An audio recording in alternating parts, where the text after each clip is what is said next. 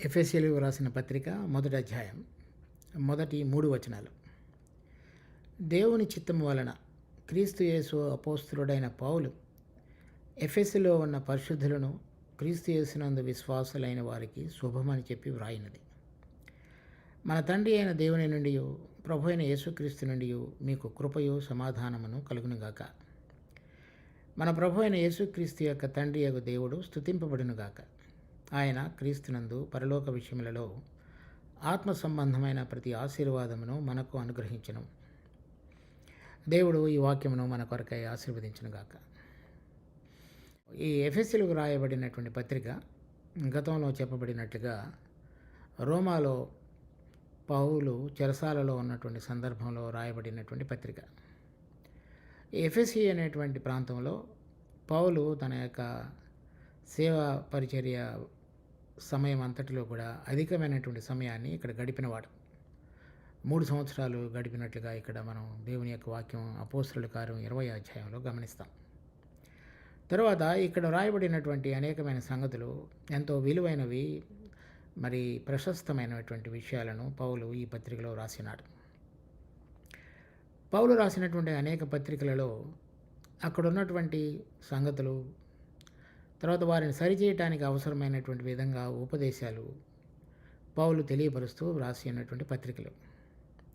కానీ ఎఫెసీలో రాయబడినటువంటి పత్రిక ఎందుకు విశిష్టమైనది అంటే, దేవుడు మనుషుడి పక్షంగా కలిగినటువంటి ఒక ఉన్నతమైన ఉద్దేశాన్ని సంఘం ద్వారా ఏ విధంగా తెలియపరిచాడు అనేటువంటి సత్యాన్ని ఎఫెసీలో ఉన్నటువంటి సంఘానికి రాసినటువంటి పత్రిక ద్వారా పౌలు మనకు తెలియపరుస్తాడు. ఇంకా ఏ అపోస్తలుడు కూడా ఈ సంఘాన్ని గురించినటువంటి ఇంత విశిష్టమైనటువంటి ఉద్దేశాలను వారి వారి పత్రికలలో పౌలు తెలియపరచబడినంత లోతుగాను ఘనంగాను చెప్పబడలేదు. తర్వాత పౌలు ఈ పత్రిక రాసినటువంటి దానిలో వేరే పత్రికలకు మనం కనుక పోల్చి చూసినట్లయితే అక్కడ ఉన్నటువంటి అవసరతలు, వారిని సరిదిద్దటానికి కావలసినటువంటి బోధ ఉపదేశము అనే విషయాలు ఎక్కువగా మెండుగా ఆ పత్రికలలో కనబడతాయి.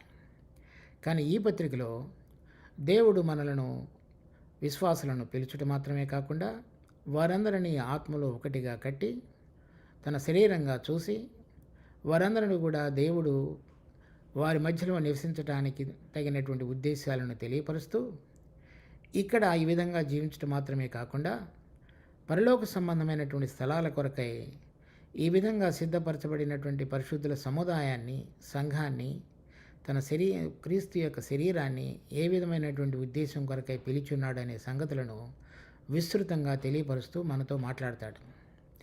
ఆ విధంగా తెలియపరచబడినటువంటి బోధలు ఆకాశమండలం ముందున్నటువంటి సమూహానికి, దేవదూతలకు కూడా తన కృపా మహిమకు కీర్తి కలుగు చేసేటువంటి విధంగా దేవుడు ఏ ఉద్దేశాలను కలిగి ఉన్నాడో అపోస్తలుడైన పౌలు ఆ వెలుగును, ఆ ప్రత్యక్షతను కలిగిన వాడై మనందరి యొక్క మంచి ఆ పరలోక సంబంధమైనటువంటి ఆశీర్వాదముల యొక్క వెలుగులోనికి నడిపించబడగలగటానికి పనికి రాగలిగిన విధంగా ఈ పత్రికను రచించున్నాడనే విషయాలను మనము లోతుగా తరచి చూచినప్పుడు మనకి అర్థమవుతుంది. ఈరోజు మనం చూడబోయేటువంటి ఈ 3 వచనాలు కూడా మొదటిలో మనం సరైన విధంగా అర్థం చేసుకోగలగటానికి ఈ 3 వచనాలు కూడా మనకెంతో దోహదపడతాయి. మొదటి వచనంలో దేవుని చిత్తము వలన క్రీస్తు యేసు అపోస్తలుడైన పౌలు ఎఫెసీలో ఉన్న పరిశుద్ధులను క్రీస్తు యేసునందు విశ్వాసులైన వారికి శుభమని చెప్పి వ్రాయినది. ఇక్కడ క్రీస్తు యేసు అపోస్తలుడైన పౌలు అని చెబుతున్నాడు. అలా కొన్ని చోట్ల మాట్లాడినప్పుడు, రోమాలో ఉన్నప్పుడు ఆ విధంగా అతడు దాసుడుగా పిలిచున్నాడు. తర్వాత కొరింథీలోను, గలతీలోను రాసినప్పుడు, తర్వాత కొలసీలో రాసిన పత్రికలలో కూడా అతడు అపోస్తలుడు అనేటువంటి పదాన్ని అపోస్తలుడిగా ఈ పత్రిక రాసినట్లుగా వారికి తెలియజెప్తాడు. కానీ రోమాలోను, తర్వాత ఫిలిప్పీలకు రాసిన పత్రికలో కూడా 2 చోట్ల కూడా అతడు దాసుడు అని చెప్పుకుంటూ ఆ పత్రికలు రాసినాడు. కనుక ఎక్కడ ఎటువంటి సందర్భం అతడు తన యొక్క పరిచయానికి వాడబడాలో అటువంటి విధంగా కొన్ని చోట్ల అపోస్తలుడని, కొన్ని చోట్ల దాసుడని, ఆ పరిచయాన్ని వారికి తెలియపరుస్తూ తను గురించి ముందుగా ఆహ్, తను అటువంటి పదాన్ని వాడుతూ వారితోటి ఆ పత్రికను ప్రారంభిస్తాడు. సో, అది ఉదాహరణకి కొరింథీలో చూచినప్పుడు ఆయన యొక్క అపోస్తలత్వాన్ని వారు కొంచెం సవాలు చేశారు. అందుచేత అతడు ఏ విధంగా వారికి అపోస్తలుడిగా ఉన్నాడు అనే విషయాలను 2వ కొరింథీలో రాసిన పత్రికలో మనం చూస్తాం. అందుచేతనే అతడు అపోస్తలుడని వారి దగ్గర పిలువబడ్డాడు. తర్వాత రోమాలో రాసినటువంటి పత్రికలో అతను ఆ సంఘాన్ని స్థాపించడానికి అతడు మరి అక్కడికి వెళ్ళి పరిచర్య జరిగించినటువంటి దాఖలాలు లేవు కనుక అతడు కేవలము యేసుక్రీస్తు యొక్క దాసుడని చెప్పి ఉన్నాడు. ఆ విధంగా పౌలు ఎక్కడ ఎటువంటి విధంగా తన పరిచయాన్ని వారికి అందివ్వాలో ఆ విధంగా అందిస్తూ ఈ పత్రికను ప్రారంభిస్తాడు. ఎఫెసీలో ఉన్నటువంటి సంఘంలో అయితే అతడు దేవుని యొక్క ప్రత్యక్షత అపోస్తలుడిగా ఉండటం చేత మరి దేవుని చేత పిలువబడడం మాత్రమే కాకుండా ఈ పరలోక సంబంధమైనటువంటి ప్రత్యక్షతను పొందినవాడై ఏ విధంగా వారికి మధ్యలో పరిచర్య జరిగించాడో ఆ అధికారం అతనికి ఉన్నది కనుక అతడు ఆ విధమైనటువంటి బిరుదుతోటి వారికి తన పరిచయాన్ని మరోసారి ఇస్తున్నాడు. అంత మాత్రమే కాకుండా వారు ఎఫెసీలో ఉన్నటువంటి విశ్వాసులకు 2 విధాలుగా సంబోధిస్తున్నాడు. ఒకటి పరిశుద్ధులు, రెండవది క్రీస్తు యేసునందు విశ్వాసులైన వారు. ఈ 2 కూడా ఈ పరిశుద్ధులు అంటే ఎటువంటి దుష్టత్వం లేకుండా ప్రత్యేకపరచబడిన వారు అని అర్థం కాదు. లేక ఆత్మ మనలో జరిగించేటువంటి పరిశుద్ధీకరణ కార్యానికి వారిలో సంపూర్ణమైనదనేటువంటి అర్థమూ కాదు. పరిశుద్ధులు అంటే దేవుని చేత ప్రత్యేకపరచబడి దేవుని కొరకై జీవించటానికి పిలువబడిన వారు అని అర్థం. ఇక్కడ కొన్ని చోట్ల అదే పదము మరి దేవుడు పరిశుద్ధుడు, మీరు కూడా పరిశుద్ధులు ఎండుడి అని చెప్పినప్పుడు అక్కడ పరిశుద్ధతకు అర్థం ఎటువంటి దుష్టత్వము లేకుండా ఉన్నటువంటిది అనేటువంటి అర్థం. ఇక్కడ ఈ మాటకు అర్థం, అదే మాటకు అర్థం మరి ప్రత్యేకపరచబడిన వారు, దేవుని చేత దేవుని కొరకు ప్రత్యేకపరచబడినటువంటి విశ్వాసులు అని అర్థం. తర్వాత క్రీస్తునందు విశ్వాసులైన వారు కేవలము ఇదివరకు లోకములో ఉన్నటువంటి అనేక మూఢాచారాలు కావచ్చు, విగ్రహారాధన కావచ్చు, లేక మనిషికి కలిగిన జ్ఞానం ద్వారా కావచ్చు. ముఖ్యంగా ఎఫెసీలో ఈ ఆర్తమదేవి లేక దయాన అనేటువంటి విగ్రహాన్ని పూజించేటువంటి అలవాటు కలిగిన వారు. కానీ ఇప్పుడు దాని నుంచి విడుదల పొందిన వారై కేవలము ప్రభు అయిన యేసుక్రీస్తునందు విశ్వాసముంచి పరిశుద్ధులుగా పిలువబడి దేవుని కొరకు, దేవుని యొక్క ఆశీర్వాదముల కొరకు ప్రత్యేకపరచబడినటువంటి బిడ్డలు అని అర్థం. అంతకు మునుపు వారి యొక్క కలిగిన విశ్వాసం వారి సొంత బలం కావచ్చు, లేక విగ్రహారాధన కావచ్చు, లేక మరి మనిషిని యొక్క జ్ఞానం ద్వారా దేవుడిని ఎతకాలనేటువంటిది కొంత మేరకు సంపాదించి దానిలో వారు అతిశయాన్ని కలిగిన వారుగా ఉండవచ్చు.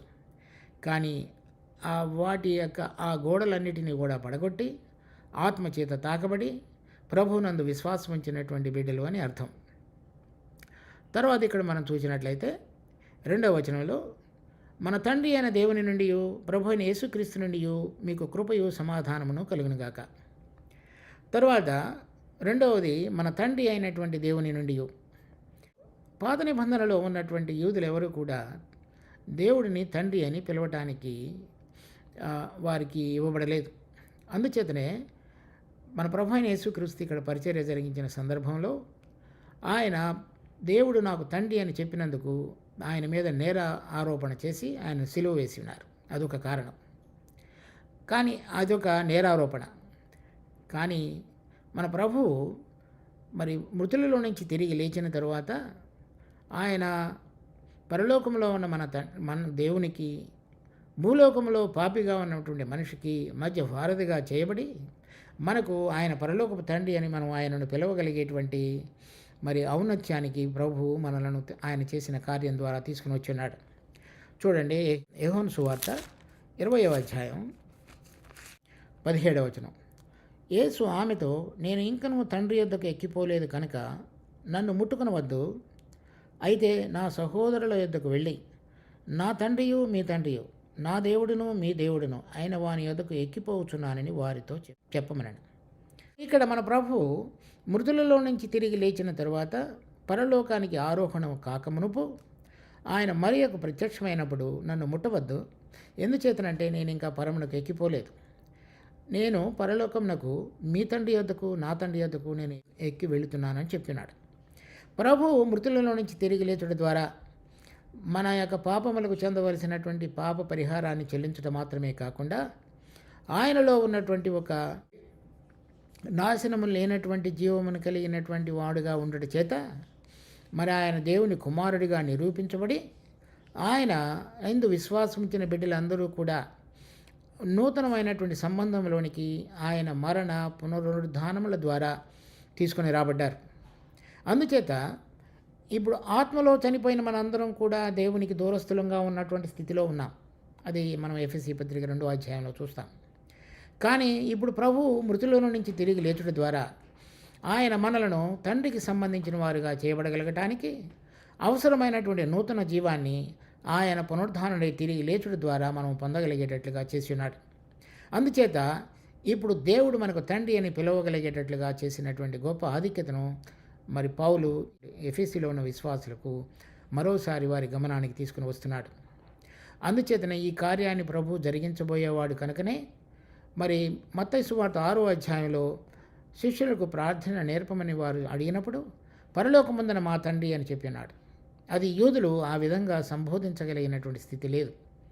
కానీ విశ్వాసమైన మనము ఆయన పరిశుద్ధ రక్తం చేత మరి మన పాపములు క్షమించబడ్డట మాత్రమే కాకుండా మనలో మరి దేవుడు ఊదుట ద్వారా మనందరం కూడా జీవించు ప్రాణులుగా చేయబడి మరి నాశనకరమైనటువంటి స్థితిలో ఉన్నటువంటి ఆత్మను ఆయన వెలిగించి ఆయన ఆత్మ కనుక మనము కూడా ఆత్మ ద్వారా ఆయనతోటి సంబంధంలోనికి తీసుకొని రాబడట చేత ఆయన మనకు తండ్రి అని పిలువబడగలిగేటువంటి ఆధిక్యతలోనికి ప్రభువు కల్వరి శిలువలో జరిగించిన కార్యము, దాని తర్వాత ఆయన మృతులలో నుంచి లేచుట ద్వారా జరిగిన పునరుద్ధాన కార్యం ద్వారా ఆయన యందు విశ్వసించిన వారందరికీ కూడా ఈ ఘనత ఆధిక్యత ఇవ్వబడి ఉన్నది. ఎవరైతే ఆయన యందు విశ్వసించున్నారో వారందరూ కూడా దేవుని పిల్లలగుటకు ఆయన మనకు అధికారం అనుగ్రహించును. చూడండి, యోహాను సువార్త 1వ అధ్యాయం 12వ వచనం. తన్ను ఎందరూ అంగీకరించిరో వారికందరికీ, అనగా తన నామమందు విశ్వసించిన వారికి దేవుని పిల్లలగుటకు ఆయన అధికారము అనుగ్రహించును. ఈ విధంగా మరి పౌలు వారికి యేసు ప్రభువునందు మనకి ఇవ్వబడినటువంటి ఆధిక్యతలో ఉన్నటువంటి ఇంకొక భాగాన్ని వారి గమనానికి తీసుకుని వస్తున్నాడు. తర్వాత వారికి చెబుతూ, తండ్రి అయిన దేవుని నుండి ప్రభు అయిన యేసుక్రీస్తు నుండి మీకు కృపయు సమాధానమును కలుగునుగాక. ఈ కృప అనేటువంటిది కూడా మనం అర్థం చేసుకోవలసిన విషయం. మనకు ఆత్మ సంబంధమైన విషయాలలో దేవుడి నుంచి మనం ఆత్మలో సరైన విధంగా జీవించగలగటానికి దేవుడు మనకు అనుగ్రహించేటువంటి దానిని కృప అని చెప్పవాలి. ఈ లోకంలో మనకు కలిగినటువంటి బలహీనతలు లేక దేవుడు మన యొక్క అవసరతలు తీరుస్తూ మన పక్షంగా ఆయన చూపించేటువంటి ఇది అంతయు కూడా దయ అని చెప్పవచ్చు. ఈ దయలో మన కలిగిన బలహీనతలను క్షమించు మనం సరైన విధంగా నడవటానికి ఆయన కృపను చూపించి ఈ లోకంలో ఉన్న అవసరతలు తీర్చేటువంటి ఆయన యొక్క దయా గుణం చొప్పున వాటన్నిటినీ కూడా మన పక్షంగా నెరవేరుస్తాడు. కానీ ఆత్మ సంబంధంగా ప్రభువుతో సరైన విధంగా జీవించగలగటానికి మనుషులలో ఉన్నటువంటి బలహీనతలన్నిటి విషయంలో కూడా ఆయన శక్తిని కుమ్మరించి మనము తండ్రి అయినటువంటి దేవునితో సరైన విధంగా జీవించగలగటానికి పనికి రాగలిగిన విధంగా ఆయన చూపించేటువంటి ఒక గుణము మన పక్షంగా చూపించేటువంటిది ఆయన దానిని కృప అని మనం దేవుని వాక్యంలో చూస్తాం. కనుక దేవుని సంబంధంగా తర్వాత పరలోక సంబంధమైన విషయాలలో ఆత్మ సంబంధంగా మనుషుడు ఏ విధంగా దేవునితో జీవించాలో దానికి మనకు అనుగ్రహించబడినటువంటిది అంతయు కూడా దేవుని యొక్క కృప. ఎందుకంటే మనం ఆ లోకానికి కానీ ఆత్మ సంబంధంగా జీవించటానికి కానీ లేక దేవుని విషయాలను అర్థం చేసుకునటానికి కానీ మనలో ఏమాత్రము కూడా మన నిర్మాణంలో దానికి కావలసినటువంటి శక్తి కానీ సామర్థ్యం కానీ లేదు. కానీ దేవుడు తన కృప ద్వారా మనల్ని రక్షించడం మాత్రమే కాకుండా ఆయన యొక్క కృప అతిశయం చేత మరి రోమాపత్రిక 5వ అధ్యాయం 17వ వచనంలో చదువుతాం. దాని చేత మనము ప్రతిరోజు జయం పొందగలగటానికి ఆత్మలో జీవించగలగటానికి తర్వాత మనము ఆయన యొక్క కృప ద్వారా ఆయన యొక్క కృప మహదైశ్వర్యాన్ని బట్టి ఆయనతో పరలోక సంబంధమైన స్థలాలలో మరి ఒక స్వాస్థ్యాన్ని పొందగలగటానికి కూడా దేవుడు తన కృప ద్వారా మార్గాన్ని తెరిచున్నాడు. కనుక ఈ కృప దేవునికి సంబంధించిన విషయాలలో పరలోక సంబంధమైనవి, ఆత్మ సంబంధమైన విషయాలకు మనిషి పక్షంగా చూపించినటువంటి దేవుని యొక్క దయాగుణం. తర్వాత సమాధానము కలుగునుగాక అనే ఎప్పుడు కూడా మరి పరలోక సంబంధమైన విషయాలలో ఆసక్తి కలిగి దేవుని యొక్క ప్రత్యక్షతలోనికి నడిపించబడినటువంటి విశ్వాసులందరూ కూడా మరి దేవుని యొక్క సమాధానాన్ని సమృద్ధిగా అనుభవించగలిగిన వారుగా ఉండగలుగుతారు. ఎప్పుడైతే మన యొక్క గమనము, మన యొక్క దృష్టి, మన యొక్క ఆశ, ఆసక్తి ఇవన్నీ కూడా ఈ లోక సంబంధంగా ఉంటాయో, ఆ దేవుని సంబంధమైనటువంటి సమాధానాన్ని మనం సరైన విధంగా ఏ విధంగా రుచి చూడాలో, అనుభవించాలో, ప్రతిరోజు దానిలో నిలిచి ఉండాలో దాని యొక్క అనుభవంలోనికి రాకుండా ఉండేటువంటి అవకాశం ఉన్నది. కనుక మనం దాని విషయంలో కూడా అతి జాగ్రత్తగా గమనించుకొని జీవించవలసిన విషయం. 3వ వచనం, మన ప్రభు అయిన యేసుక్రీస్తు యొక్క తండ్రి యొక్క దేవుడు స్తుతింపబడునుగాక. ఇప్పుడు దేవుని యొక్క ఆరాధన లేక స్తుతించుట అనేటువంటి విషయాన్ని గురించి చెప్తున్నాడు. ఆయన నిజంగా మన యొక్క మరి స్తుతులకు పాత్రుడైనాడు. మరి చనిపోయినటువంటి స్థితిలో ఉన్నటువంటి మనుషులను వెలిగించడం మాత్రమే కాకుండా దేవుని సంబంధమైన వెలుగులోనికి తీసుకుని వచ్చి లోక సంబంధమైన వెలుగులో నుంచి విడుదల పొంది పరలోక సంబంధమైనటువంటి అనుభవ జ్ఞానంతో నడిపించబడగలగటానికి దేవుడు మనల్ని పిలిచి ఉండగా ఆయన నిజంగా మన యొక్క స్తుతులకు పాత్రుడు, అర్హుడైనాడు. తరువాత ఆయన క్రీస్తునందు పరలోక విషయములలో ఆత్మ సంబంధమైన ప్రతి ఆశీర్వాదమును మనకు అనుగ్రహించను. ఇది కూడా ఆయన కృప ద్వారా మనకు అనుగ్రహించబడినటువంటిది. ఆయన మనకు అనుగ్రహించబడినటువంటి ఆశీర్వాదములు మొదటిగా ఆ స్థలము పరలోక విషయములలో.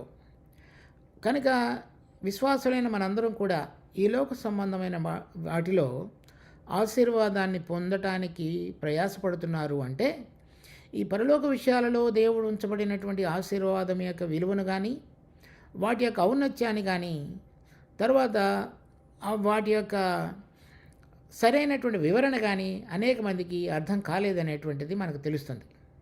ఎప్పుడైతే పరలోక విషయాలలో దేవుడు ఏ విషయాలను మనకు ఆశీర్వదించున్నాడో వాటి యొక్క విలువను కానీ, తర్వాత వాటి యొక్క విశిష్టతను కానీ మనం కనుక సరైన విధంగా అర్థం చేసుకుంటే అప్పుడు ఈ లోకంలో మనం జీవించవలసినటువంటి తీరు, గమనము, పోకడ అన్నీ కూడా మార్చబడతాయి. ఆ విషయాన్ని అనేక మంది అర్థం చేసుకోవాలనేటువంటిది మనం భారం కలిగి ఉండాలి. ఆ విధంగా దేవుడు ప్రతి ఒక్కరూ కూడా అంతరంగ కన్నులు తెరవబడి పరలోక సంబంధమైన ఏ విషయాలలో దేవుడు తన బిడ్డలను ఆశీర్వదించున్నాడో మనం అర్థం చేసుకోవాలి. తర్వాత ఆత్మ సంబంధమైన ఈ పరలోక విషయాలలో ఆత్మ సంబంధమైన విషయాలతోటి మనకు ఆశీర్వదించున్నాడు. కనుక శరీర సంబంధమైనవి కావు, ఈ లోక సంబంధమైనవి కావు. అవి మనిషిలో ఉన్నటువంటి ఆత్మ ఏదైతే ఉన్నదో మనుషుని యొక్క ఆత్మ, ఆ ఆత్మ ఫలించి వికసించి మరి సరైన విధంగా ఈ లోకంలో ఆత్మ యొక్క తాకిడి ద్వారా ఏ విధంగా మనిషి జీవించాలో దాని కొరకైనటువంటి ఆశీర్వాదాలు దేవుడు మనకు అనుగ్రహించున్నాడు. ఆత్మ సంబంధమైన మనుషుడు ఏ విధంగా మరి జీవించుతాడు అనేటువంటి దాని కనుక మనం ఉదాహరణ చూడాలి అంటే మన ప్రభు అయిన యేసుక్రీస్తు యొక్క జీవితాన్ని కనుక మనం చక్కగా గమనించి చూసినట్లయితే మనకు అర్థమవుతుంది. కనుక దాని యొక్క వివరణలోనికి కనుక మనం రాగలిగితే ఈ ఆత్మ సంబంధంగా జీవించుట, తర్వాత పరలోక విషయాలలో సంబంధించినటువంటి విషయాలు ఈ రెండు కూడా మనం అర్థం చేసుకోగలుగుతాం. అది మనందరం కూడా దేవుని యొక్క వాక్యాన్ని తరచి చూసి సరైనటువంటి విధంగా ఆ అనుభవంలోనికి రావాలనేటువంటిది పరిశుద్ధాత్మ దేవుడు మనందరికీ వెలుగు అనుగ్రహించి నడిపించాలనేటువంటిది తండ్రి యొక్క ఉద్దేశం. అయితే ఇక్కడ అనేక విషయాలు మనందరం కూడా ఎరిగినటువంటి విషయాలే మరలా మీ గమనానికి తీసుకుని రావాలని నేను కోరుతున్నాను. చూడండి, మొదటగా మనం చూసినట్లయితే ఈ కొరింథీయులకు రాసిన 2వ పత్రిక 5వ అధ్యాయంలో 1వ వచనం, భూమి మీద మన గుడారమైన ఈ నివాసము శిథిలమైపోయినను చేతి పని కాక దేవుని చేత కట్టబడినదియు నిత్యమైనదియు నైన నివాసము పరలోకమందు మనకున్నదని ఎరుగుదము. ఇక్కడ ఈ లోకంలో మనిషి రక్త మాంసములు అనేటువంటి శరీరాన్ని కలిగి జీవిస్తాడు. అది భూమి కొరకు పనికి రాగలిగినటువంటిది. తర్వాత ఇక్కడ కొంత వయసు వచ్చిన తర్వాత అది శిథిలమైపోయేటువంటిది. కానీ దానికి భిన్నంగా ప్రభు విశ్వాసులు, పరిశుద్ధులుగా ఉండి విశ్వాసులుగా పిలువబడిన వారందరికీ కూడా పరలోకములో ఒక నివాస స్థలాన్ని సిద్ధపరుస్తున్నాడు. అది చేతి పని కాక దేవుని చేత కట్టబడినది. అంటే రక్తమాంసముల వలెతో కాకుండా దేవుని చేత ఆత్మ సంబంధమైనటువంటి నివాస స్థలాన్ని ప్రతి ఒక్క మనిషికి కడుతున్నాడు. అంటే వారు ధరించుకోవటానికి అది నిత్యమైన నివాసమైనది. అది పరలోకమందు మనకున్నది.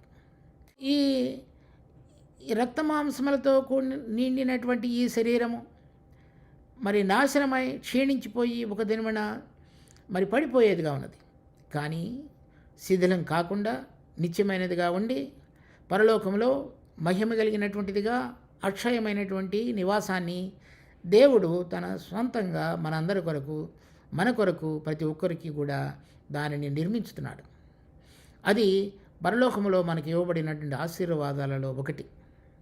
తర్వాత కనుక మనం చూస్తే గలతీయులకు రాసిన పత్రిక 4వ అధ్యాయం 25, 26 వచనాలు.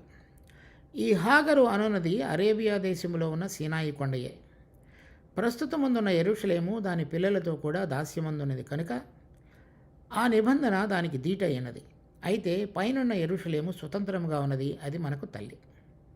ఇక్కడ 2 యెరూషలేములను గురించి పౌలు గలతీ పత్రికలో రాస్తున్నాడు. మొదటి యెరూషలేము ఇప్పుడు మనం భౌతికంగా ఈ లోకంలో చూస్తున్నటువంటి యెరూషలేం పట్టణం. అది ఇప్పుడు కాదు, కానీ అది ఇశ్రాయేలు వారికి యెరూషలేం అనేటువంటిది రాజధాని లేక ముఖ్య కేంద్రం. అది వారి రాజులు పరిపాలించినటువంటి అది పట్టణం. అది వారికి తల్లి అని మనం చెప్పవచ్చు. ఎందుకంటే దానికి ఆధారంగా వారికి కలిగినటువంటి రాజకీయ మరి సామాజిక జీవితం అంతయు కూడా దానితో ముడిపడి ఉంది వాళ్ళకి. కానీ మనకైతే మనకు పైనున్న యెరూషలేము స్వతంత్రంగా ఉన్నది, అది మనకు తల్లి.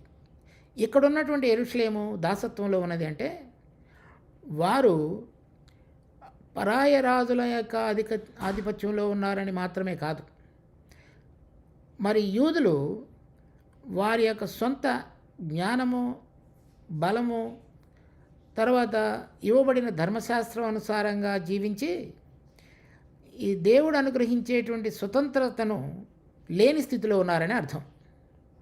అయితే విశ్వాసులుగా ఉన్నటువంటి నూతన నిబంధన విశ్వాసులు ఆత్మ వారిలో పనిచేయడం ద్వారా మనిషి సంబంధమైన, ప్రాణ సంబంధమైన, ప్రతి జ్ఞాన సంబంధమైన, మనిషి యొక్క శక్తి సంబంధమైనటువంటి ప్రతి దాసత్వం నుంచి విడుదల పొందిన వారై ఆత్మ కలిగించేటువంటి స్వతంత్రములోనికి పాలు పొందిన వారుగా ఉండి రాబోతున్నటువంటి పరలోకపు యెరూషలేం కొరకు ఎదురు చూస్తూ ఉన్నటువంటి వారు. ఆ యెరూషలేం పట్టణము పైన ఉన్నది కనుక మనం ఏ పట్టణానికి చెందిన వారమో ఇప్పుడు ఈ లోకంలో ఎక్కడ ఉంటున్నప్పటికీ మనకు తల్లి అని పిలువబడుతున్నటువంటి ఆ పరలోకపు యెరూషలేము పైన ఉన్నది కనుక మనకి ఇవ్వబడినటువంటి పరలోకపు ఆశీర్వాదములలో ఇది ఇంకొకటి. తర్వాత ఇప్పుడు మనం చూస్తున్నటువంటి ఎఫెసీ పత్రిక 1వ అధ్యాయం 3వ వచనంలో పరలోక విషయములలో ఆత్మ సంబంధమైన విషయాలు. మనిషి ఈ లోకంలో జీవించేటువంటి సమయంలో ఈ లోక సంబంధమైనవి, శరీర సంబంధమైనటువంటి ఆశీర్వాదాలను చూస్తుంటాడు. మరి వారు వాటిని పొందటానికి అధికంగా ప్రయాసపడుతుంటారు. వారి జీవితము కొన్నిసార్లు విశ్వాసుల యొక్క జీవితాలు కూడా వాటిని పొందాలనేటువంటి ప్రయాసములో వృధా అయినటువంటి దాఖలాలు కూడా అనేకం.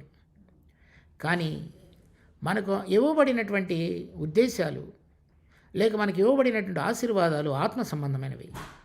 దేవుడు ఆత్మ కనుక ఆయనకు సంబంధించినటువంటి ప్రతి ఆశీర్వాదం కూడా ఆత్మ సంబంధమైనది కనుక మనకు కలిగినటువంటి దేవునితో సంబంధం, ఆయనతో మనం ఉండాలని కోరుకుంటున్నటువంటి విషయాలు, ఆయన ద్వారా పొందాలని చూస్తున్నటువంటి విషయాలు అవన్నీ కూడా ఆత్మ సంబంధమైనవి. ఆ ఆత్మ సంబంధమైన విషయాలు మనం రుచి చూడగలగటానికి దేవుడు మనలో కూడా ఒక ఆత్మను, మనిషి యొక్క ఆత్మను ఉంచున్నాడు. అది యోబు చెబుతున్నాడు, నీవు నాలో ఒక ఆత్మను ఉంచితివి. కనుక ఆ విధంగా ఇక్కడ రోమాపత్రిక 8వ అధ్యాయంలో కూడా దేవుని ఆత్మ మనుషుని ఆత్మతోటి సాక్ష్యం ఇచ్చుచున్నాడు మనము దేవుని పిల్లలమని. కనుక మనలో ఉన్నటువంటి ఆత్మ ఆ దేవుని సంబంధమైన, ఆత్మ సంబంధమైన విషయాలను రుచి చూడగలిగే విధంగా దేవుడు మనిషి యొక్క నిర్మాణంలో ఉంచున్నాడు. దాని తర్వాత ఫిలిప్పీయులకు రాసిన పత్రిక 3వ అధ్యాయం 20వ వచనం. మన పౌరస్థితి పరలోకమందున్నది. అక్కడ నుండి ప్రభు అయిన యేసుక్రీస్తు అను రక్షకుని నిమిత్తం కనిపెట్టుకుంటున్నాం. సో ఇక్కడ జీవించే మన జీవితాల్లో అనేక మంది వివిధ దేశాల యొక్క పౌరసత్వాన్ని కలిగి ఉన్నారు. వారందరూ కూడా కొంతమంది ఒక మంచి ధనవంతమైనటువంటి సంపన్నమైన దేశం యొక్క పౌరసత్వం కలిగినప్పుడు వారి దానిని ఎంతగానో ఘనంగా భావిస్తారు. కానీ విశ్వాసులైన వారు ఇక్కడున్నటువంటి ఘనంగా మనుషుల దృష్టిలో ఘనంగా గుర్తింపబడేటువంటి దేశం యొక్క పౌరసత్వాన్ని గురించి అతిశయపడని అవసరం లేదు. కానీ మనము పరలోక సంబంధమైన పౌరస్థితి కలిగిన వారమని మన వాక్యము మనకు చెప్తున్నది. అది మన దేవుడు మనకు అనుగ్రహించినటువంటి పరలోక సంబంధమైన ఆశీర్వాదములలో అది ఇంకొకటి. కనుక ఆ దేశానికి సంబంధించినటువంటి హక్కులు, బాధ్యతలు, దానిలో కొంతమందిని వారిని ఆయన ఉన్నతమైనటువంటి అధికారులుగా నియమించుకొనటానికి కలిగిన అవకాశాలు, ఇవన్నీ కూడా ఈ పరలోక విషయాలలో ఆత్మ సంబంధమైనటువంటి ఆశీర్వాదాలలో అది ఇంకొక భాగం. దాని తర్వాత కొలసీలకు రాసిన పత్రిక 1వ అధ్యాయం 3వ వచనంలో చూడండి. పరలోకమందు మీ కొరకు ఉంచబడిన నిరీక్షణను బట్టి. ఈ నిరీక్షణ అనేటువంటిది కొన్ని చోట్ల గృహ నిర్వాహకత్వము అని వ్రాయబడినది. నిరీక్షణ ఇంగ్లీష్లో హోప్ అని రాయబడినటువంటి మాట, లేక స్టీవర్డ్షిప్, లేక గృహ నిర్వాహకత్వము, లేక నిరీక్షణ, ఇవన్నీ కూడా పరలోక సంబంధమైనవి. అంటే పరలోకంలో దేవుని సన్నిధికి మనం వెళ్ళి నివసించేటువంటి సమయంలో అక్కడ ఉన్నటువంటి ఆయనకు కలిగినటువంటి ప్రభుత్వ నిర్వాహక కార్యక్రమాలలో మనము పాలివారముగా చేయబడబోతున్నటువంటి గృహ నిర్వాహకత్వాన్ని కూడా అది పరలోక సంబంధమైనటువంటిదిగా ఉంది.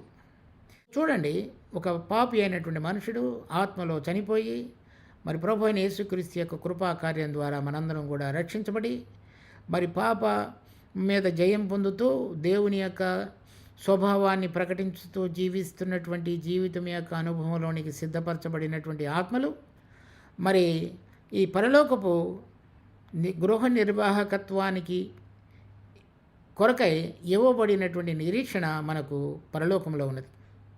అది ఎంతో గొప్ప ఆధిక్యత దేవుడు తన పిల్లలకు అనుగ్రహించాలని కోరుతున్నటువంటిది. దాని తర్వాత హెబ్రీ పత్రిక 2వ అధ్యాయం 5వ వచనం. మనము మాట్లాడుతున్న ఈ రాబోవు లోకమును ఆయన దూతలకు లోపరచలేదు. కనుక ఏదైతే దేవుని యొక్క 1000 సంవత్సరాల పరిపాలన రాబోతున్నదో ఆ లోకాన్ని దేవుడు దూతలకు లోపరచలేదు.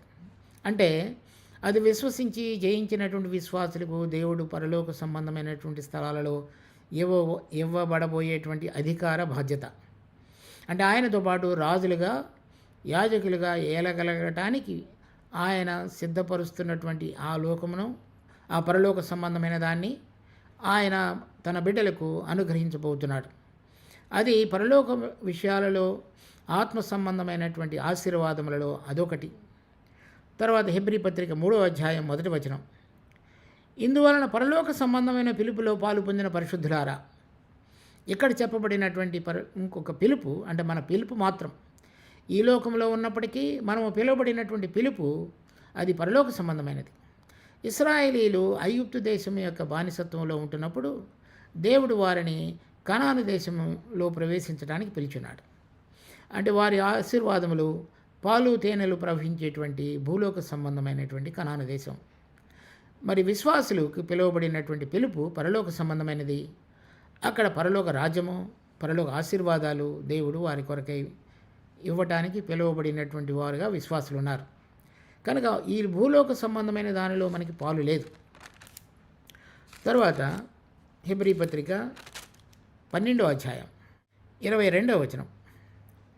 ఇప్పుడైతే సియోను అను కొండకును, అంటే అది పరలోకంలో ఉన్నది, జీవము గల దేవుని పట్టణమునకును, అనగా పరలోకపు యెరూషలేమునకును, వేవేల కొలది దేవదూతల యొద్దకును, పరలోకమందు వ్రాయబడిన జ్యేష్ఠుల సంఘమునకును, వారి మహోత్సవమునకు, అందరి న్యాయాధిపతి అయిన దేవుని యొద్దకును, సంపూర్ణ సిద్ధి పొందిన నీతిమంతుల ఆత్మల యొద్దకును అని చెప్పబడుతున్నది.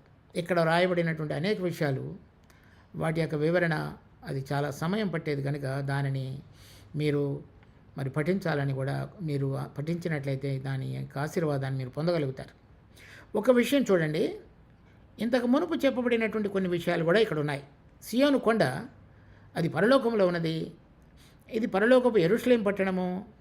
తర్వాత అక్కడ పిలువబడుతున్నటువంటి వేవేల మంది దేవదూతల వద్దకు, తర్వాత పరలోకమందు వ్రాయబడి ఉన్న జ్యేష్ఠుల సంఘమునకు, వారి మహోత్సవమునకు. అంటే ఇప్పుడు మనకి దుఃఖము, ఇబ్బంది కలిగించబడేటువంటి సమయం ఉండి ఉండవచ్చు, కానీ రాబోయేటువంటి దినాలలో అది పండగ సందర్భంగా జరుపుకునేటువంటి విధంగా అనేక మంది విశ్వాసుల యొక్క పేర్లు ఆయన అక్కడ వ్రాసి ఉన్నాడు. తర్వాత వారందరూ కూడా సంపూర్ణ సిద్ధి పొందిన నీతిమంతుల ఆత్మలు. అంటే ఈ లోకంలో ఉండగా ఏ విధంగా నీతిగా జీవించాలో ఆ విధంగా జీవించి, ఆత్మలో దేవునితోటి మహిమ కలిగిన శరీరాన్ని, అక్షయతను, దేవుని యొక్క పరలోక సంబంధమైన జీవాన్ని కలిగి మహిమలో ఉండగలగటానికి పొందినటువంటి సంపూర్ణ సిద్ధి కలిగినటువంటి ఆత్మలు. వారు ఈ లోకంలో ఉండగా నీతి కలిగి జీవించినటువంటి వారు. ఇదంతా కూడా పరలోక సంబంధమైనది. దానిలో ఈ విధంగా దేవుడు ఈ విషయాలన్నిటి ద్వారా దేవుడు మనకు ఆశీర్వాదాన్ని అనుగ్రహించాలని కోరుతున్నాడు.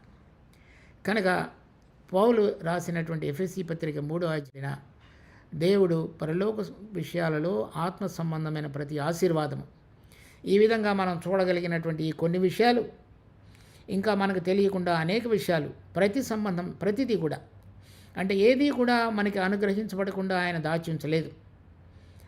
ఆ విషయాలను మనం అర్థం చేసుకొని దాని కొరకైనటువంటి ఔన్నత్యాన్ని మనం సరైన విధంగా అవగాహనలోనికి రాగలిగి మరి దాని కొరకు జీవించగలగడానికి దేవుడు విశ్వాసులైన మనందరికీ కూడా తన కృపా మహదైశ్వర్యం చొప్పున వెలుగును, ప్రకాశాన్ని దయచేసి ఆ విధంగా జీవించడానికి కావలసిన దేవుని యొక్క శక్తిని మనకు అనుగ్రహించాలని కోరుకుందాం, ప్రార్థించుకుందాం. మా జీవం కలిగిన తండ్రి, మీకు ఎంతో వందనాలు. ఇచ్చినటువంటి వాక్య భాగాన్ని మా కొరకు ఆశీర్వదించి ఆ పిలుపు యొక్క ఔన్నత్యాన్ని మేము గుర్తెరిగి సరైన విధంగా జీవించగలగడానికి కావలసిన దయను కనపరచమని మా రక్షకుడు ప్రభువైన యేసు నామమున అడుగుతున్నాం తండ్రి. ఆమేన్.